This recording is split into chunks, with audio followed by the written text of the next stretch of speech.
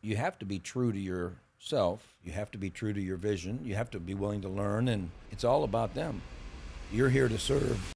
Hey, teammates. Welcome to another episode of It's All About the Team, and we are so fortunate to be on the campus of the University of South Florida here in beautiful Tampa, Florida, with a guy that I'm extremely proud of, the head football coach of the South Florida Bulls, Alex Golesh. Welcome. The wedding invitations to former players to me are more special than anything.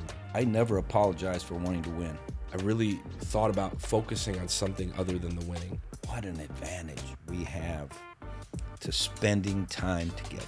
The first place and the first time I saw where everybody knows the standard. I said, guys, all I want is people dying to be here. That was the first time that I saw what player-driven leadership looked like.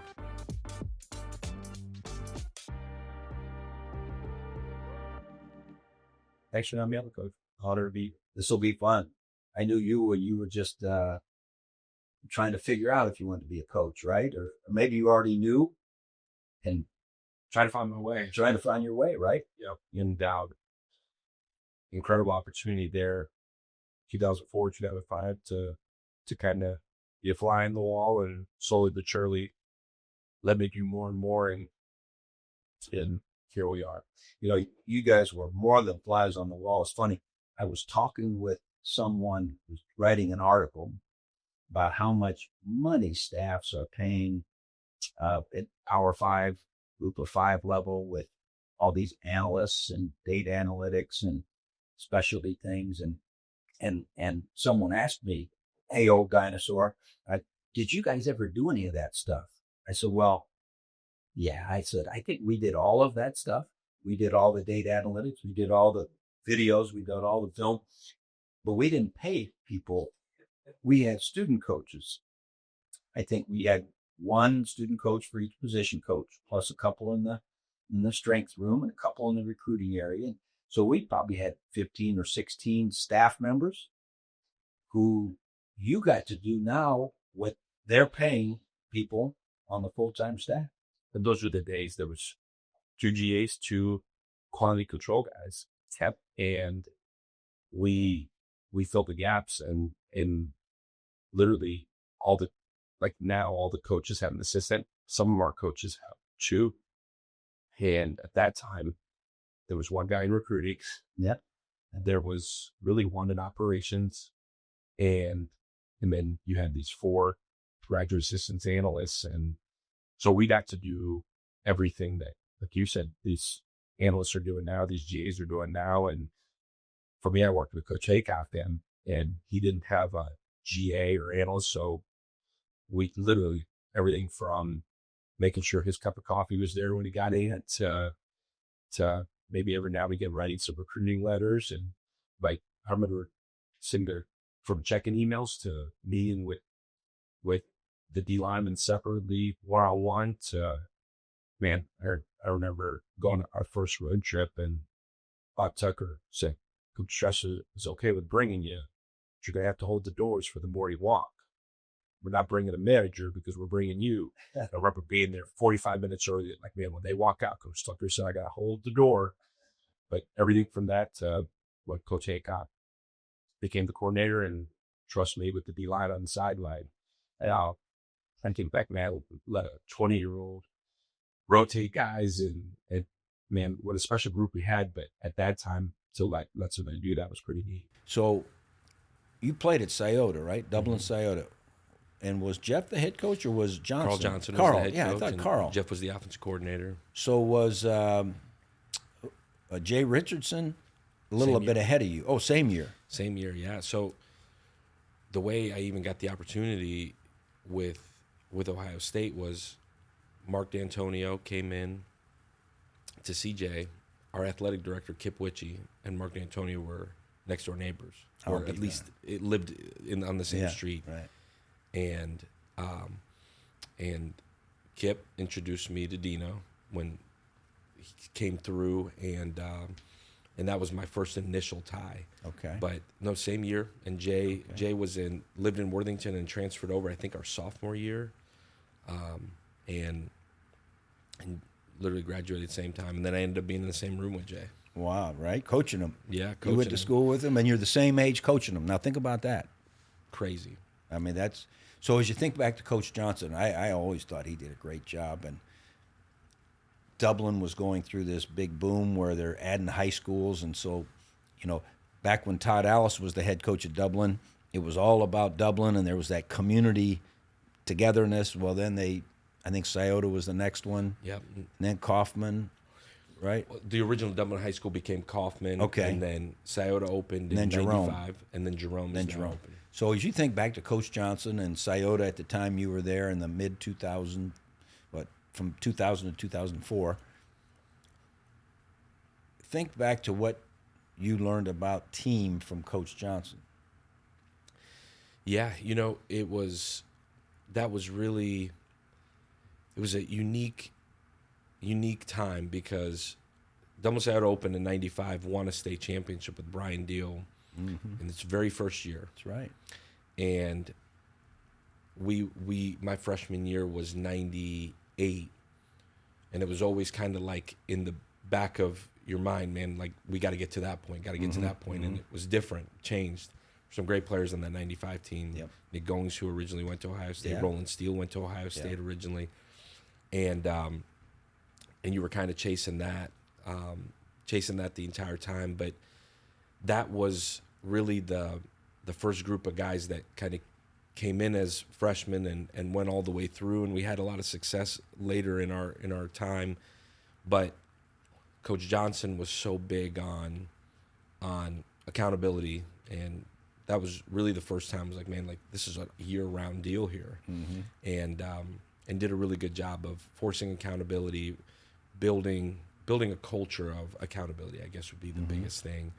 And for me, trying to figure it all out, if I got anything out of that experience was you're accountable to the guys in your group. And some of my best friends still to this day, guys that played with in high school.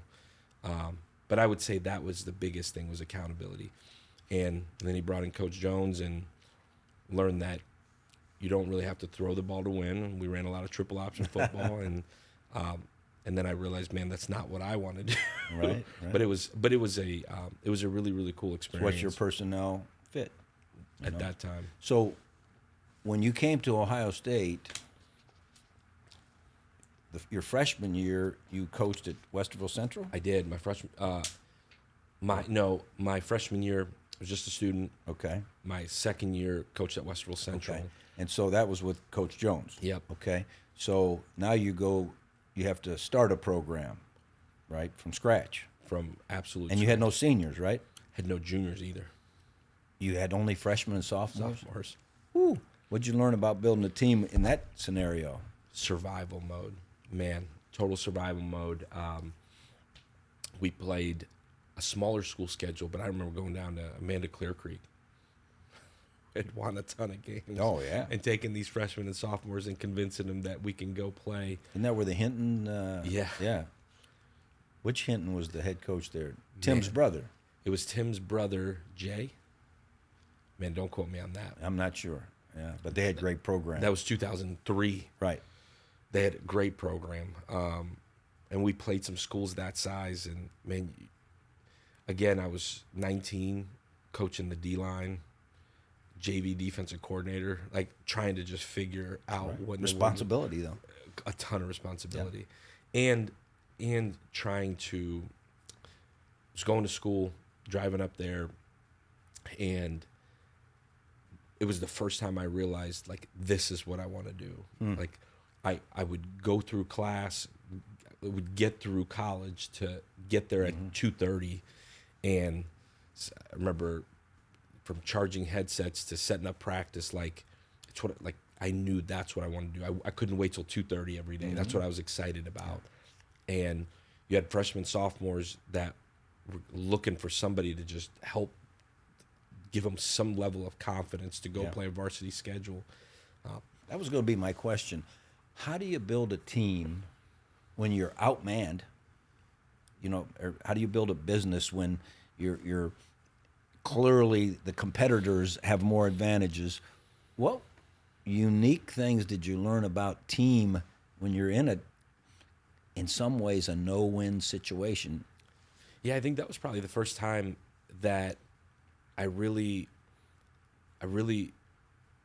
thought about focusing on something other than the winning, and really, you can look at it a bunch of different ways, but it was the first time, and I don't know that I really knew of it as process, but it was the first time where I thought, if we can focus on just getting better, and how you quantify getting better, it's hard to put on paper necessarily, but I knew we had to start somewhere, obviously there, but you just had to build something. You had to get better at something, and I learned anything. It was fundamentals, technique, and the initial part of just teaching process. What does it actually take to get ready for, in that case, a Friday night where you knew you had no shot? Right.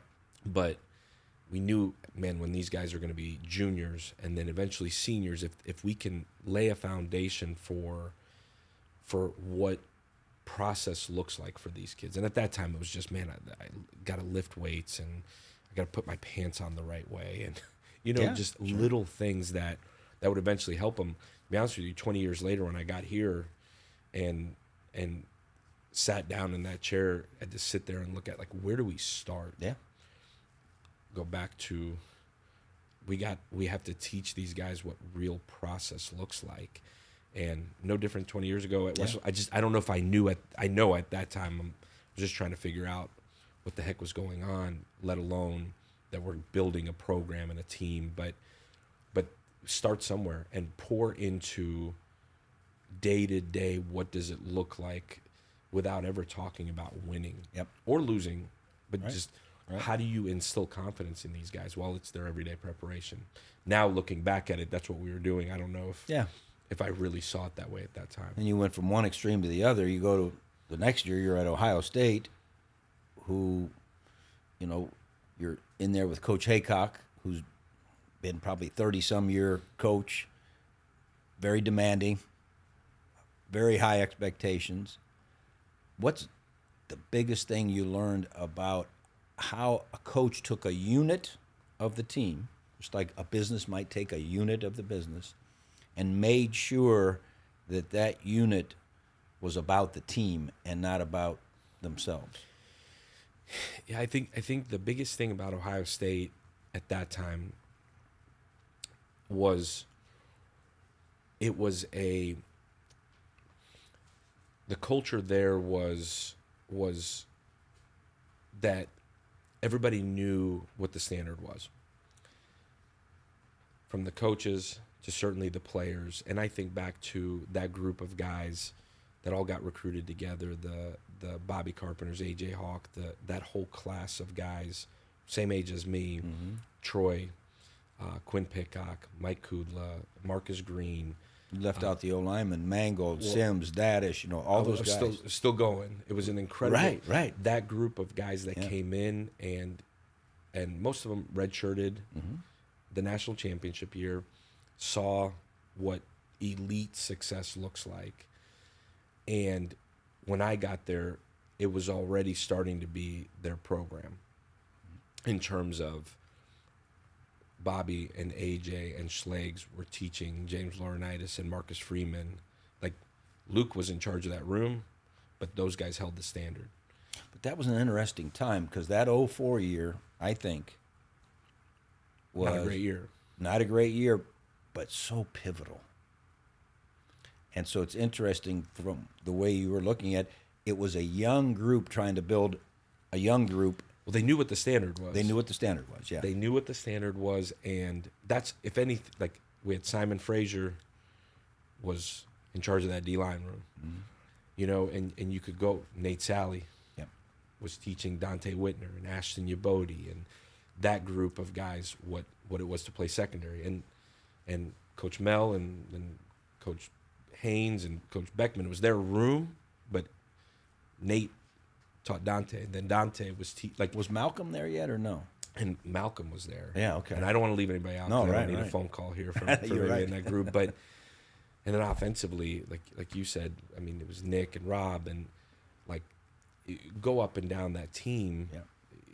There were guys that they knew what the standard was, and they knew what it took, and they were just thriving to be in those leadership roles.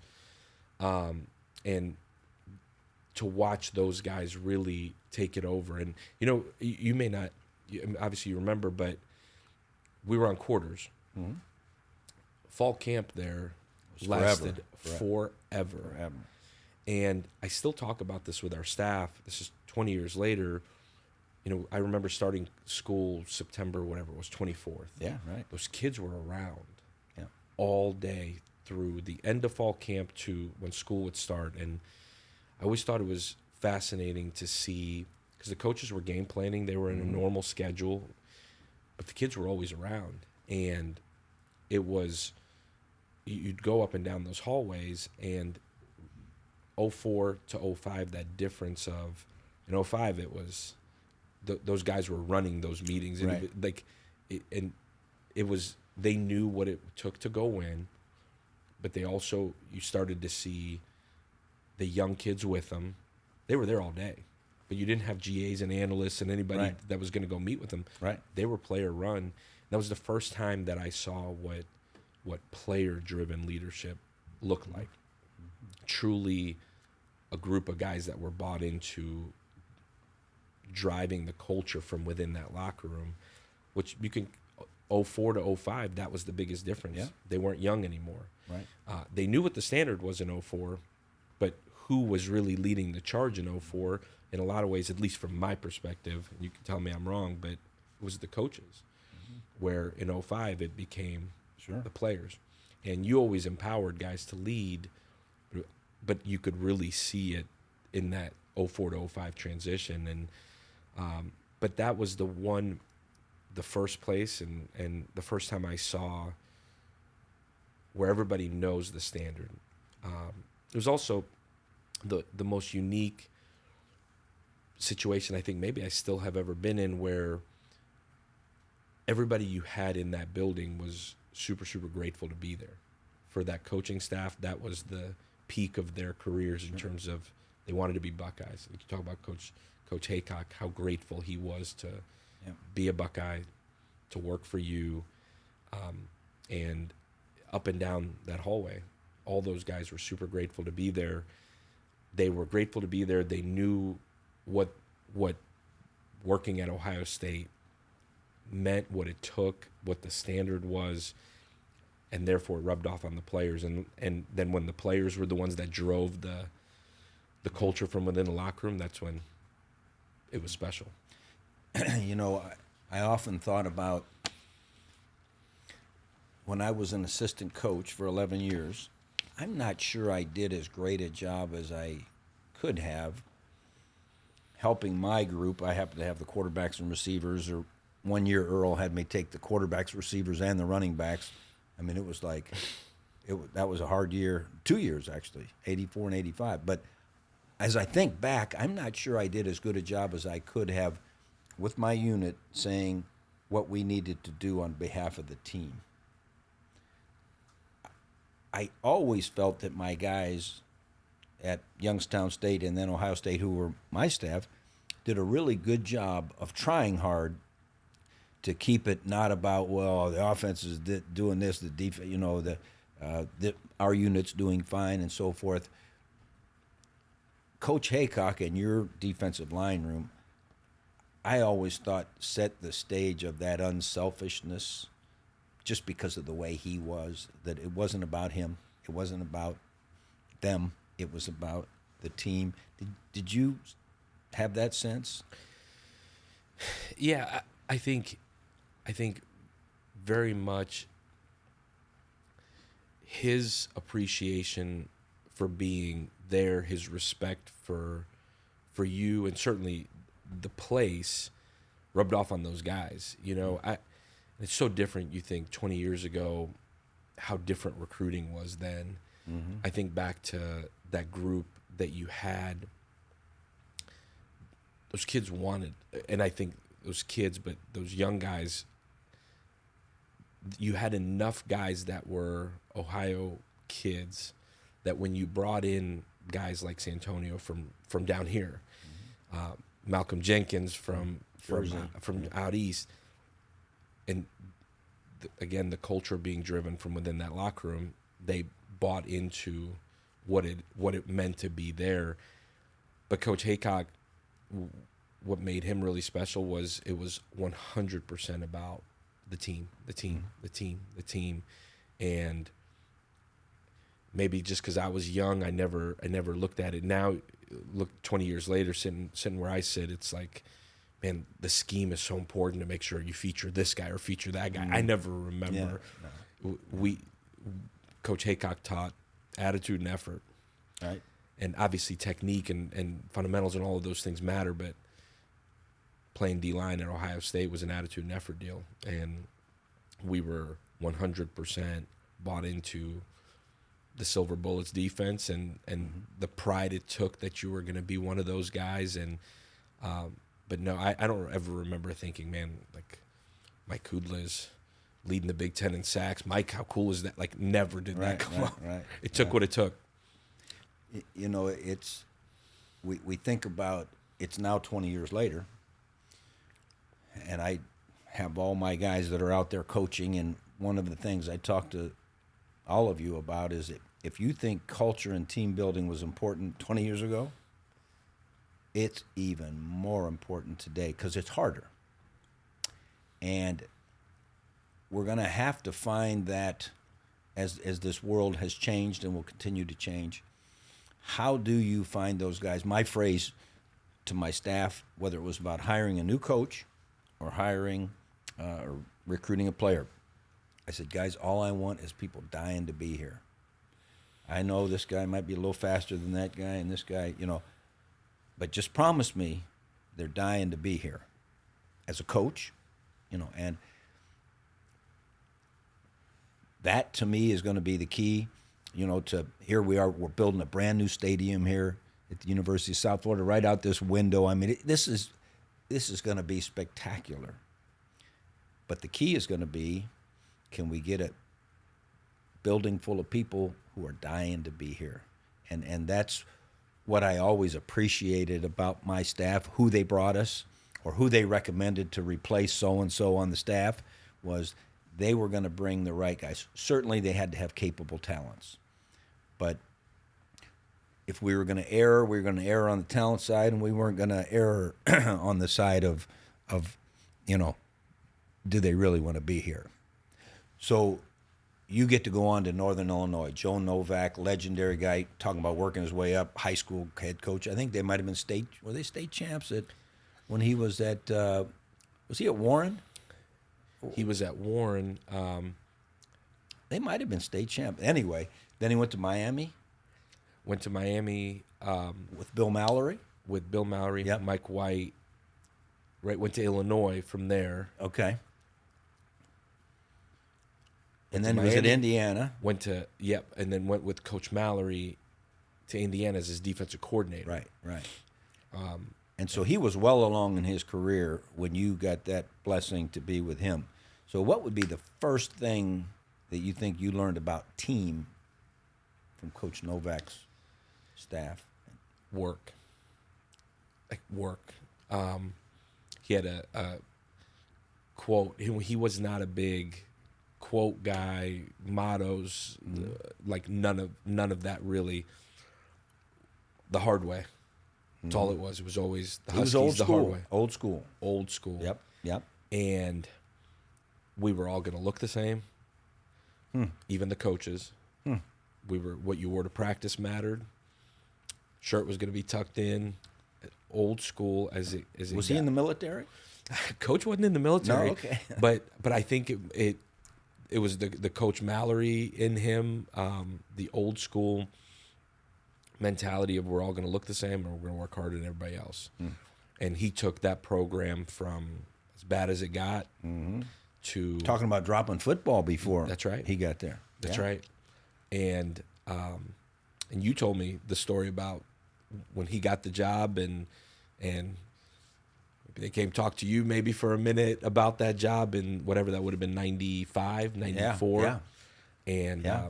and he built it. And Yep. I had come in on the back end of winning MAC championship, a couple of MAC West championships, and it was as much of a grind it out 6 a.m. workout, like the old school.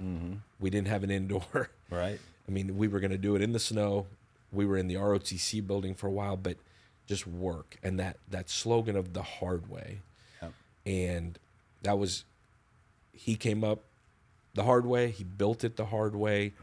Right. And the guys that he took, the guys that went to Northern Illinois when it wasn't cool to go to Northern Illinois, Yep. we were going to do it the hard way. And he needed to find those kind of people, those kind of kids, dying to do it the hard way, and as blue collar, gritty, no flash. And he almost loved that. We had at that time no facility, no indoor, no anything really. My first office was a janitor's closet that we made into a video room with a tower, and he eventually got a building built that was still there and it was beautiful, and ended up retiring shortly thereafter. But it was going to be the hard way. Yeah. Nothing flashy. And that was the culture. That was the team, that it was going to be hard. And we recruited guys. He hired guys that were okay with it, that it was going to be the hard way. And he didn't hide from it. And that was the culture. That was the team. And the guys embraced it. Like, we were going to work harder than everybody else, but we were going to do it the hard way. We didn't have all the nice, flashy stuff. At that time, still is, Toledo was the rival. Sure. And that was always the thing, man. Toledo, they got all the nice facilities and the city, and, you know, they feed those kids. Like, we do it the hard way. Right. It was an incredible rivalry, still is. So you'd been with Coach Beckman at Ohio State and then went to Oklahoma State when he became the DC.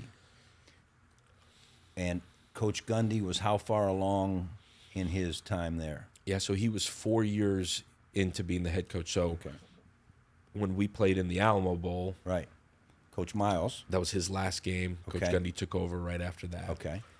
And if you remember, we were at the Alamo Bowl, middle of that week. Coach Miles had been rumored to go to be going to LSU. Yeah. And so Coach Gundy got the job right then. So 3 seasons later, I was there with him. So was Coach Gundy on Coach Miles' staff? Yep, he was his offensive coordinator. Offensive coordinator. So you spent 1 year there. Really 10 months. So what's the best thing you think Coach Gundy and Coach Beckman and those guys did at Oklahoma State in terms of building team? You know, that was the probably the one place where it was Coach Gundy tried to create an environment of work, yet we were going to have fun. Not that we didn't have fun at Northern Illinois, didn't have fun at Ohio State. That he was really intentional about it being a fun environment for those guys to be in. Now, we were in Stillwater, Oklahoma. There wasn't just a ton going on. So the ability to build a team where guys wanted to hang out together. We all lived in the same, like, they're technically dorms, but they're really nice apartments at that time. All the players lived there. He wouldn't let anybody live off campus. Nobody. Partially because there wasn't really a whole lot of places to live off campus, but that was his way of making everybody be together all the time. So you didn't have a choice but to grill out all together. Like when you have all 100 whatever guys in one living in one place, created an atmosphere of camaraderie. That's an advantage. Huge advantage. The only place I've ever been where it's like that. We had it that way at Youngstown State. So when I got there in 1986, we had 200 beds on campus. We had one dorm. Truly, the entire campus. The entire campus. Wow. 14,000 students, 200 beds. So our guys, when they were freshmen and sophomores, had to live in that dorm, and that's all the spots they gave us because there was only 200. And then they moved north of campus in these old beat-down houses. And so there was always the Florida house where all the Florida guys lived. And then there was the East Coast house, and there was the O-lineman house or whatever. And we didn't have any bars because the steel mills had left. The downtown was barricaded. There weren't all kinds of bars and stuff.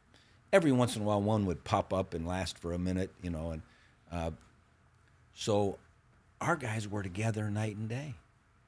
And I remember any time we lost a recruit that said, I just don't think there's enough to do, I thought, well, that's probably not our guy. Because our guys just had each other, and, you know, their classmates, girls that were in athletics, and, the 200 people in the dorm, 100 of them were men, 100 of them were women, every other floor, kind of thing. But I thought to myself so often, what an advantage we have to spending time together. That's it. And that's why, as you think back to Ohio State, big city, lots to do, we tried to create reasons to be together. In fact, we let the players pick, hey, what kinds of events do we want to have? What kinds of things do we want to do? Because when there's more to do away, and what's interesting to me about today is I listen to a lot of the coaches talk about, well, they might have a dorm rule at their school, but because some of these folks are making so much NIL money, they're getting apartments, which they rationalize that my parents can stay there rather than spending time, and money when they come in for games in hotels and whatnot. And I think to myself, being scattered is a lot more difficult. And again, finding ways to spend time together. I mean, that's key. So you spent 1 year, and then Coach Beckman got the head job at Toledo? That's right. And then you followed him there as the D-line coach? No, originally was going as the linebacker coach, and then for about a week, the safeties coach. And I had worked with the secondary at Northern Illinois for a little bit. I had really coached the nickels at Oklahoma State. And Coach Beckman was trying to figure out essentially who he was going to hire, and I was kind of going to go opposite. And so literally I think I went as the linebacker coach.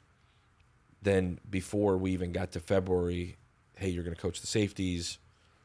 And then hired Matt Campbell as the offensive coordinator, and we needed a running back coach. Well, Coach Beckman knew a bunch of defensive guys. I don't know that he knew a bunch of offensive guys. And Matt, and I'd known Matt for a while, and between Matt and I think Coach Beckman maybe not knowing a running back guy, Matt convinced me I should coach on offense because I think he wanted somebody he knew with him over there. Mm-hmm. And Beck was like, man, that's great. I know a bunch of DB guys I can go hire. And that's how I ended up on offense. Hey teammates, I want to tell you about a project we're working on with Youngstown State University. One of the ways Ellen and I have decided to give back is through the Trestle Institute for Leadership and Teamwork. We've collected a set of successful business and nonprofit leaders to serve as guest servant leaders in partnership with the Sokolov Honors College to teach university students teamwork, leadership, and personal skills. We teach from a foundation built on gratitude, excellence, hope, love, and selflessness.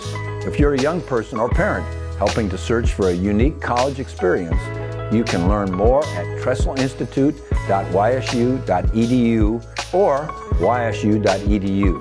Links will be provided in the show notes. What a great opportunity, though, to go from coaching all that defense to going to the other side of the ball. Had to Priceless. Be a difference maker. Again, we go back to that responsibility. How do you build a team? You give people responsibility so they can grow. And you get to move to the offensive side. Because I was thinking to myself as I thought about your career, so I know Alex was with our defense, and I know he was with Tim Beckman's defense, and but then I also know that he was the offensive coordinator at Tennessee. When did that happen? And that's how it happened. How it happened, like priceless, right? Like as one to go learn something totally different, but honestly, I still see the game so much through a defensive lens. And I tell our guys all the time, especially our young coaches, if you can go to the other side, absolutely priceless. And I've even gone as far as trying to hire some defensive guys in terms of those young analyst GA type roles. Come over to the offense. I want to hear what you think from that perspective. But I think for me, especially when I became an offensive coordinator, priceless in terms of understanding defenses, defensive structure. I still literally at times will sit there and think, man, it's really a bad way to defend this, and there's the hole. And I don't know if I would have had any level of success compared to what I've been fortunate to have offensively if I didn't coach defense. And now, and Matt Campbell will tell you this too, I didn't want to do it because it was uncomfortable. I didn't want to do it because I thought, man, I'm 4, like I'm coaching whatever the safeties at the Division I, like, man, I'm well on my way. And you know, at that point I was going to get there as fast as I could, and this was going to hold me up. And it did. It probably slowed me down a little bit in a good way. And I got to learn, obviously, from Matt, who I think is one of the really, really incredible coaches in our game right now. And got to be in an awesome room offensively. There's several of us that are head coaches now in that room. And it was an incredible experience there at Toledo. But, yeah, that very first year coaching running backs, and Matt helped me in a big way, taught me the biggest lesson. And we joke about it now still, but he's like, I'll help you. I'm like, man, I don't know anything about running backs, Matt. Like, nothing. He's like, you'll be fine. I'll help you. I'll get you there. And I remember Matt will be mad if he finds out I tell this story, but he... Don't worry, I'm going to have Matt on one episode, so he'll get a rebuttal. There you go. All right. But he'll joke about this, but we literally, it got to like February, and we started our pre-spring prep, and I'm just sitting here like, man, inside zone, footwork, like so concerned, guys. My first full-time job, I wanted to be elite. Like, it was going to be the most detailed position. Like, I knew how to use computers. Some guys didn't. It was going to be PowerPoint. Like, it was going to be elite. And he's like, all right, you ready? It was like one night we were sitting there. He was working on install. I said, Matt, you got to tell me what the heck's going on here with this running back thing. Like, I don't know. Like, we had some really good players in the room. I'm like, I can't walk in there and they think I don't know what I'm doing. He's like, all right, you ready? And I'm like, pen, paper. Like, we were like, Matt, come on, starting point. Like, I know it's got to be stance. It's got to be start, right? Like, it's got to be football position. Everything's got to start there. He's like, you ready? I'm like, Matt, start. Let's go, man. Like, we got essentially a month to get ready for me to go into a meeting. And he's like, all right, ready? You good? I'm like, I'm good. He's like, all right, ready? Recruit one. I'm like, okay, recruit one. He's like, I'm like, all right. He's like, that's it. That's right. That's it. I'm like, oh my God. Yeah. He's I thought you was going to say, don't fumble. Well, we got to that. Okay. Eventually. But he's like, right. recruit one, man, and then don't screw him up. Right. So I got it. And you know what? Probably maybe one of the best lessons I ever learned was he wasn't, and obviously there's a lot more that goes into it. Overcomplicated. But you know, your parents were uncomfortable. They came over to this country. You were uncomfortable. You had to make a change. That's part of being a part of the team. There are moments when you're uncomfortable. I may have told the viewers this one before, so excuse me if I'm being repetitive, but was my first year at Ohio State as an assistant. Excuse me, I had the quarterbacks and the receivers. And I had Mike Tomczak coming back for a senior year, Chris Carter coming in as a freshman, Mike Lanise, Cedric Anderson, Thad Jemison. I mean, I had some really good guys. Earl walked into my office and said, hey, you're going to coach the running backs. Well, you know, I was probably 8 or 9 years into my full-time position coach career, and I'm like, well, I'm thinking to myself, well, wait a minute, I'm like this quarterback guru. I'm this receiver genius. And I'm thinking, I can't believe he's moving me to the running backs, which I've never coached. And probably not a very good team guy at the moment. I said, well, Coach, I really like quarterbacks and receivers, as opposed to if I was really a good team guy, I'd say, Coach, Yes, whatever you want, right? I was like, I really. He said, oh, no. You're not going to lose the quarterbacks and receivers. You're going to keep them, but you're going to take the running backs too, because we've got a young running back who I don't want a new personality coaching him. You may not know what you're doing, but he knows you. And that young man was Keith Byers. And Keith Byers, you talk about you were petrified, not knowing what you were doing. Keith, every single play, every time the practice, we'd be standing. If he wasn't in the game, how are we blocking that, Coach? How are we blocking that? What's the line calls? I'm like, wait a minute, I'm a quarterback receiver coach, man. I don't. So it forced me Out of your comfort zone. out of my comfort zone to learn that, because Keith was not going to accept anything other than what he needed to know. He went on and had a year where he rushed for 1,800 yards and caught 45 passes and was runner-up for the Heisman. And what he doesn't realize is that was wonderful. But what he did for me was he took me 10 years as a coach. And then a year later, I really believe I couldn't have been a head coach had I not broadened my understanding of the game. I mean, there's no question. So you spent how many at Toledo and Illinois combined with Beck? 7. 7. Best thing you guys did building teams? Yeah, I think you just hit on it a little bit. I think getting out of my comfort zone there was what helped me grow the most. It was also the best thing for the team. And probably, I think I'd always realized it, but that was the first time I had to be really unselfish and say, man, that is the best thing for the team. I get it. Have those conversations every day now with our guys. Right. But the best thing we did, I think Coach Beck was so hard on the staff and put a lot hard on the staff in the sense that you were the general manager of your position. Anything and everything that went on with your kids, you had to know. You were responsible for their academics, their personal life, their day-to-day. That was your job. And I think you always knew that. He held you accountable to that to another level, which for me was really good.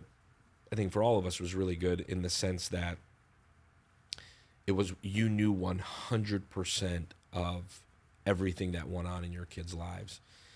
Took a lot of time.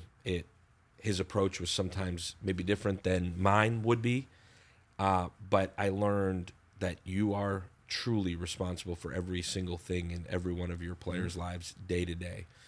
And that was, I think, if I learned anything on building a team there, it was that the coaches were going to know anything and everything about these guys, and our job was to help them become the best versions of them. It goes back to one of those first lessons you learned. I don't know if it was Scioto or Central when you talked about that accountability. Very much so. But it was just that now at a different level. Much different level. Yeah. And it was going to be, the coach was going to be like Beck Steele was, you were going to hold the coach accountable maybe for sure more than even the player. Oh, yeah. The coach was going to be who was going to be held accountable. And that was how we were going to build it, and that was going to be his way of, and as a coach, you were like, man, like, I'm accountable for my guys, but I'm also accountable to the staff for my guys, and that was going to be our way to do it. Well, and that's a long battle-tested way of doing things. I mean, you hear the stories about Woody Hayes' staff feeling like they were on pins and needles because they knew never was it the player's fault if things didn't go right. It was always their fault. And then when we worked for Earl, our players never took any heat from the head coach, but the coaches certainly did. And so that's a long, Bo Schembechler, you think about, he worked for Woody, and I'm sure General Nealon at Tennessee, there was a certain level of, just like on his statue, those 7 or 8 things you have to do, to be successful. And teaching that accountability, there's nothing wrong with that. And so after Beck, you went out with Matt Campbell to Iowa State. Yep, so Matt. Was that his first year there? It was his first year there. Okay. He got that job. he spent the 4 years at Toledo and got that job, and was fortunate enough that he brought me with. And what'd you coach there? So I coached the tight ends all 4 years, and I was the recruiting coordinator, and then essentially had half the special teams as we kind of rotated through it. But gave me a bunch of responsibility from establishing a recruiting department, which, coming from Toledo to Iowa State, really Magnified in a big way, and put a lot on me in that regard. And then from a special team side, so kind of had a little bit of everything. And I've had a chance to spend some time this year, all the way back to July. Went out and spent a couple of days with Matt at Iowa State and their team. Got a chance to go to one of their games mid-season, talk to them once or twice a week on the phone. And I've been really impressed with his ability to build team. I mean, Ames, Iowa is not Tampa, Florida. It's not Knoxville. It's not Columbus. Small state with two big schools. We were always lucky in Ohio. I mean, Ohio State was the flagship, and so in what I think is not an easy place, I've been impressed with what he has done in building team. What would you say you learned from him in building team? And I'm sure it's changed over his 9 years now he's been there? Yeah. But what was the first thing you learned from him about team? Process. That we were going to be process-driven rather than result-oriented. I learned a lot from Matt. That was the biggest thing was, and even to go back, the very first night we were there, and I drove there from Champaign, and so I was there with him the first night he was there, and then the rest of his staff, the Toledo guys that came, kind of flew in the next morning, and I remember walking into his office. He did his press conference, and then we were sitting there like we got to go get some players. That's where the conversation was going to go, but he said, we're going to win a national title here. This is me at, I don't know how old I was, 32. Been doing it for a little bit now, and I'm like, we're going to do what? Here? He said, we're going to win a national title here. I said, Matt, are you crazy? Like, it's Iowa State. I think what makes Matt really unique and his ability to build a team was he believed that. Yep. Truly believed that. And it resonated within the staff. Like, and not that I ever questioned it, but I was like, man, this guy is off his rocker. But he believed that, and he works that way.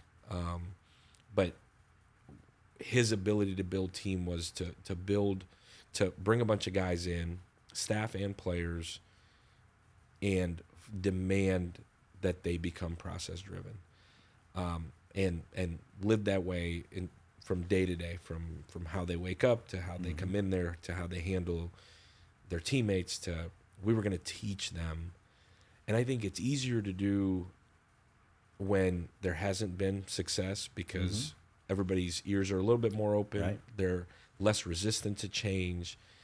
It's easier to do that in a program that is earning for that wants that. Right. And at that time, Matt was the right person to come in and do that because he truly believed he could build a national championship team in a state that has two programs. With 4 million people? 4 million people with not a ton of high school, Right. big-time high school talent, with a guy down the road that had built it from scratch as well, that had had a bunch of success. There was a lot of things going against you. But it started, as I listened, with his vision. Then you can go to a process. But if you don't have a vision, I mean, where's the process taking me? You're just filling my hours That's it. with things. And it is impressive. And as long as I've been in higher ed, I was in higher ed 48 years, and I've been out for a year now, so almost 50 years. I'd never been to Ames. It's an impressive place in terms of the stadium and the campus setup, and I didn't know what I was expecting, and I'd been to Kinnick Stadium at Iowa, but I thought, I wonder what this will look like, and maybe some of the advantages we talked about where there's not quite as much to do, like a metropolitan Columbus or Knoxville or Tampa. And so, maybe. But I think your point about that vision, driving that belief, now here's what we have to do. Here's the process. Here's all the things. And I think that's, but I would have to say this about coaching all those years. And so this is what, your 20th year of coaching? Yep. Okay. Yeah, 21st now. 21st, yeah. Going into your 21st. The fun is the process. Absolutely. Watching those young men grow. People ask, what was your biggest victory? Well, my biggest victory is seeing Alex Golesh here, or Santonio Holmes raising a great young lady who's a freshman at Ohio State, or I could go through my 4,000 people. That's the biggest victories, and the process toward building those young people. And that's, I don't want to get too far into the weeds on the what's football like now and the NIL and the portal and all that kind of thing, but I do think this, because of the exposure of sport and how you're supposed to win every game, and if you don't win the championship, then you didn't do anything. Well, there's lots of great kids who came off of 3-8 teams that learned great values and lessons, and so here's my question that I think I've thrown out at you and asked you is, whoever it is talking about what are we going to do in intercollegiate athletics, is their major outcome desired revenue and exposure, or is it building young people?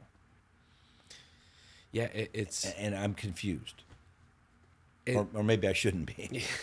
Yeah, I think, you go back to Matt at Iowa State and how he came up with, he went and played Division I college football and then ended up in Mount Union with Coach Karras, who stayed at one place for a really long time and built that place and is arguably best to ever do it at the college level. You ask Matt, tell you is the best to ever do it, and it was everything that they built at Mount was still the way that Matt built that place, where still goes from a schematic standpoint, players, formations, plays. From a culture standpoint, you were gonna give more of yourself than you ever take from the program, and you were gonna be process driven. These things that still resonate with me, where in Ames, Iowa, you weren't gonna get the young guy that wanted the big city and the bar scene and the you were gonna get kids that cared about school and football in whatever order you wanted to put it in, which made it unique. Unique would be the word. Different than certainly being in Tampa, Florida, where you're recruiting and kids know you got the best beaches in the world right down the road and some incredible things here. So you're trying to still get that same type of young man where it's school and football.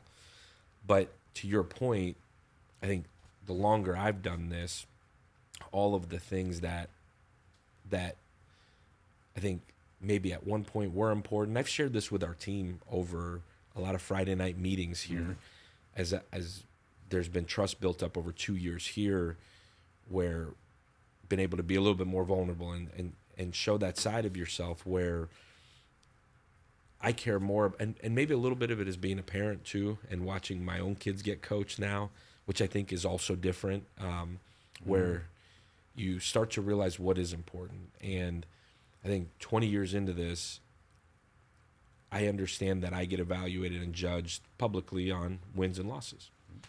And people talk about you and winning championships and national championships. And anybody that's played for you or worked for you will say, yeah, for sure, he did it his way. He treated people incredibly well and was really honest with them and held people accountable. But Coach Tress gave more of himself than he ever took from any of those places. And as I've been now 20 whatever years, I think as you put all together of people I've been fortunate enough to be around, watching my own kids get coached, being a dad, and I care more about what my players think, right, and staff thinks, in terms of guys that my best relationships anymore, outside of the guys I grew up with, are my former players. And I've learned there's nothing cooler than the phone call. Like, Coach, I'm getting married. Coach, we're having a baby. Coach, the wedding invitations to former players to me are more special than anything because, man, he thought enough that he wants me there.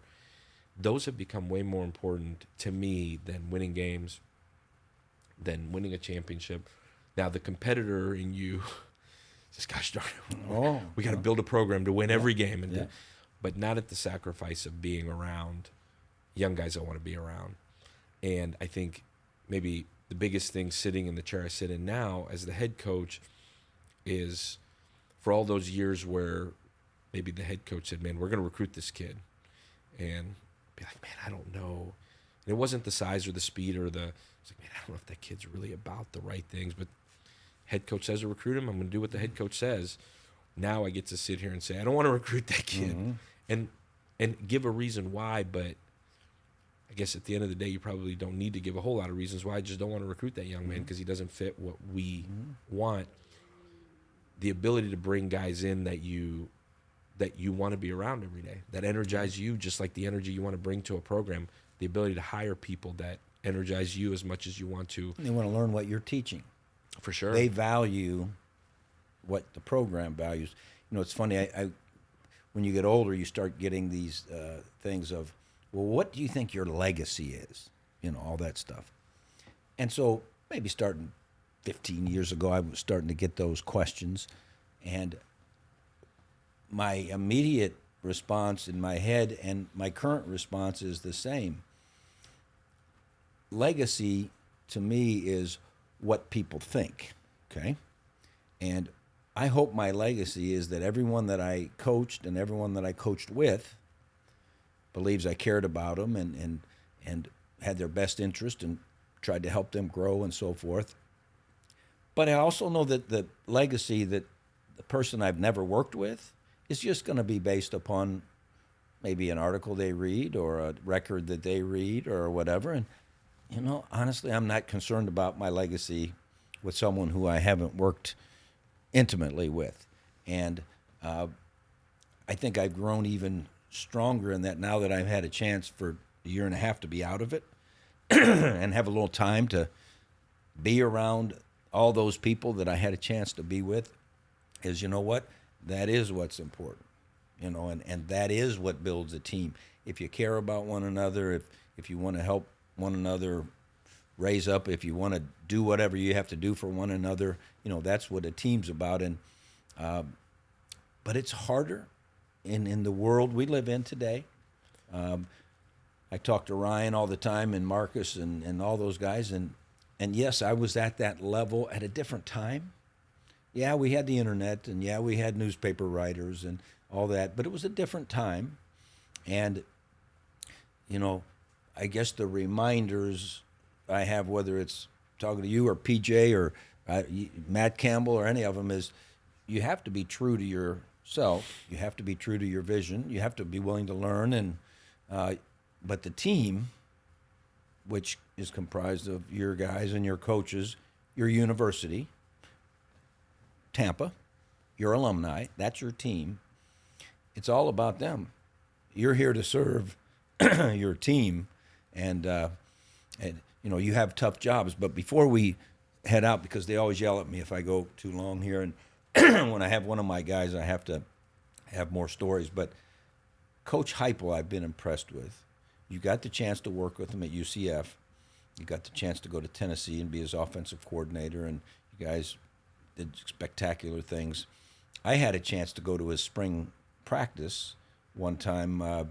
The Knoxville quarterback coach or quarterback club ran out of people to give some award to, and they gave me an award. So I got to go and see legendary Neyland Stadium and read about General Neyland. And now, I grew up in football. I'm kind of a historical junkie. But I grew up in Ohio. Yeah, I knew Neyland Stadium, and gigantic, 100,000, unbelievable, you know. But General Neyland, from Texas, goes to junior college, goes to West Point, serves in the First World War, comes back, I think got his either master's or PhD in engineering at MIT. Goes to Tennessee, wins a national championship. Second World War breaks out, goes into the Second World War. He gets medals of honor, so forth. Comes back to Tennessee, wins another national championship, and retires. And then decides he's going to build the stadium. And he was the engineer that took the stadium from 40,000 people to 100,000.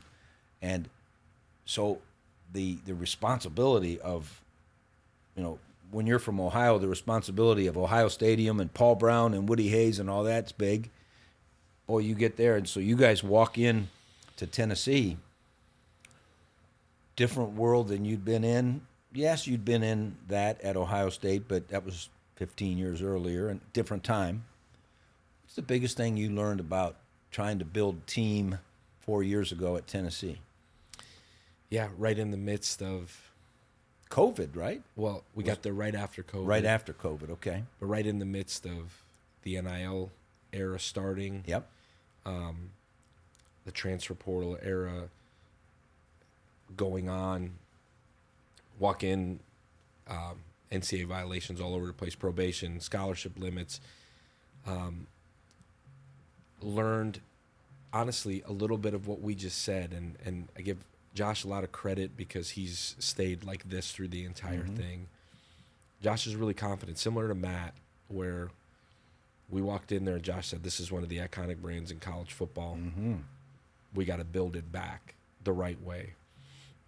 And right in the midst of all of the changes in college football, I think I go back to what we were just talking about, where what is actually really, really important. And I think where Josh has done an elite job of making the important things, because you can get caught up. And Tennessee's a unique place. It's a special place. Neyland Stadium is an incredible place. Game day at Neyland is incredible. You saw how many people came from Knoxville to the Horseshoe in 10 degrees. That tells you it's incredible. Incredible. There's I think they said 6 media markets that cover Tennessee football. Like you walk into a press conference at Tennessee as the offensive coordinator, it's gloves on, and you better be prepared for what's going to happen. And it's different. People care, which is also why it's a special place, because people care, just like Ohio State, just like Iowa State.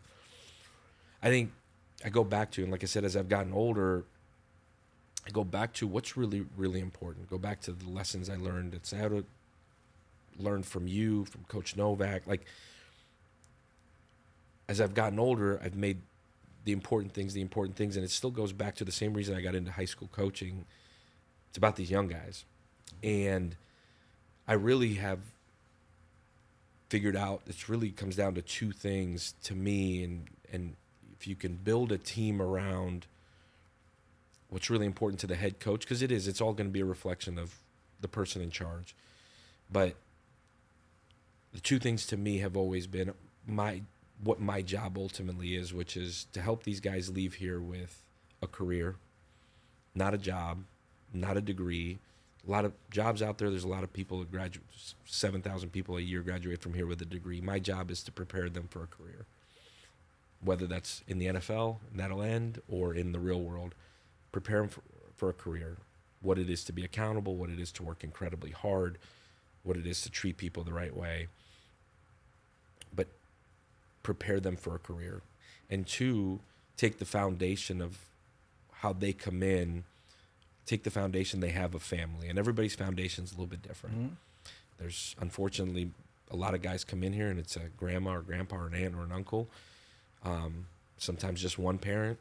And when you see 2 parents, you're like, man. And take whatever foundation they have of family, surround them with elite men of character and some awesome women. And extend this foundation that they have, or build on the foundation that they have of what real men of character look like, elite fathers, elite husbands, and let them live in that culture for whether it's a year or 4 years. And so if they leave here and they have a career and they're an elite husband, an elite father, I think I win. Yep. And I don't know if I saw that at 30 years old. I don't know if I even saw it at 35 years old. And I don't know if I truly believed it maybe until I truly sat in that chair where you're kind of by yourself and there's way less people that give you their opinion now.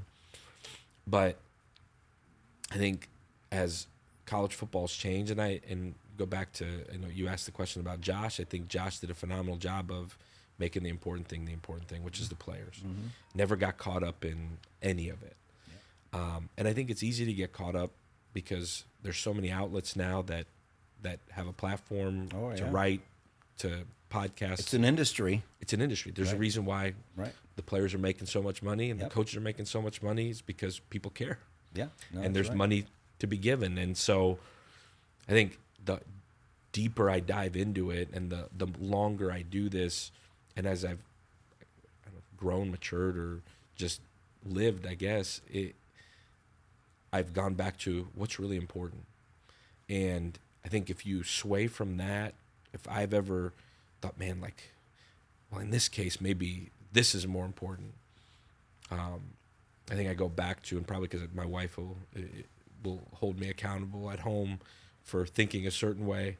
Like it still comes down to those two things for me. And we've taken NIL and we've used that in such a way that applies to those two things, man. Like NIL is really, really good if a young man can use it to network. Like where's the money come from? I've always said this to every single guy, every single recruit I meet within their families. Like the dummy in this whole thing says, how much do I get? The smart kid in this whole thing will say, where's this money come from? And I mean that wholeheartedly. And I force them to say, where's the money come from? Well, in a place like this, there's incredible people that support our program that are incredibly successful in real estate, in business, in the healthcare field, in a lot of different things. Let me hook you up with them. Right. And go pick the brain of that. Like you hook me up with Mr. D. I've picked his brain over and over again on how to run an organization and business and family. And like, man, like that was huge for me. And in that same exact breath, like every time we face adversity or things become really hard, because inevitably they do. Why are we here? What are we doing? What's so important? What makes this so important? And goes back to what you said. You hire people and you recruit kids who want to be here, who are recruited and hired on the premise of those are what I care about. Therefore, that's what we care about. And at the end of the day, like you said, what is your legacy and how many people you've touched throughout your career? I think the older I've gotten, I've cared more about what my former players think than I care what any reporter will ever say. I think what my former coaches think or what my coaches here think than any reporter ever will think. While at the same time understanding that my job is to win football games. But I think my ultimate job is to help put out really awesome people in the society because people did that for me. My high school coaches, you did, Coach Novak did, Matt poured a lot into me, Hype poured a lot into me, Coach Gundy, and that if that's what we get out of this profession is that we just keep pouring into other people, we'll win. Well, the thing that I've talked a lot with coaches is I never apologize for wanting to win. I mean, that was the fun of it. See how you could do. But my life didn't change and my mission didn't change when we happened to be national champions. So you go and you win the conference and win your bowl game and so forth. Okay. The mission didn't change. You happen to have a little bit of success and people will pat you on the back, and maybe some of the people that used to criticize you might say nice things, but just wait. As soon as you lose a game, they'll flip. And so keeping the noise out, and as you said, Coach Heupel did a great job of keep the big things, and that's why we wanted to do this podcast because, in my opinion, the big things are the group things. The big things are the things that affect the whole, and that don't just affect me. And society tries to trick you into thinking what's most important is what's important to me. And that's why, it's been a blessing to have you on here. I can't wait. I'm a Bulls fan, and I keep track of. I couldn't stay up with that Hawaii game. What time were you guys playing? We ended up finishing around 12:30 here. So right. When we got done, 5 overtimes in, the right. first thing. So it was 8:30 there, or 7:30 there. 7:30 there. It was like 12. I didn't make it. Full disclosure, I didn't make it through all the overtimes. It was San Jose State, wasn't it? It was. All I could think about was we played Were you there yet when we played San Jose State at Ohio State? You might not have been. No, that must have been 03, right? Yeah, 02 or 03. But Fitz Hill was the coach. Great guy. In fact, I ended up 2 years later coaching the Hula Bowl in Hawaii. Fitz was on my staff. Brian Kelly was on my staff. Wow. But the legend that was on my staff was John Gallardi, who was 80-some, still the head coach at St. John's. Spoke at your clinic. And we brought him and spoke at... Coach, I still have the notes. Yeah. I'm like, the guy this can't be right. No, the guy was legendary. Legendary. But you know what? His mission was to prepare his young people. Now, he won national championships and all that, but he didn't veer off the mission. And the mission is about the team, and we'll have all of our viewers being USF Bull fans now, and proud of you. Keep doing what you're doing, and for all of you out there, remember, it's all about the team. See you next time.